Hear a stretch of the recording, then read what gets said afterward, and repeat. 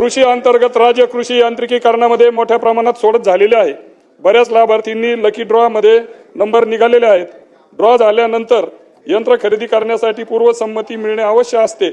बऱ्याच लाभार्थींना यांत्रिकीकरणासाठी लागणारे कागदपत्र अपलोड केलेले आहेत।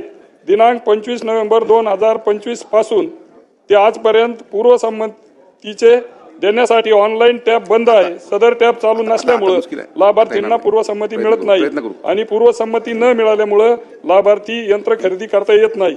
भारतासारख्या शेतीप्रधान देशामध्ये शेतकऱ्यांच्या शेतीमालाला चांगला भाव मिळावा यासाठी संघटित प्रयत्न व्हावेत।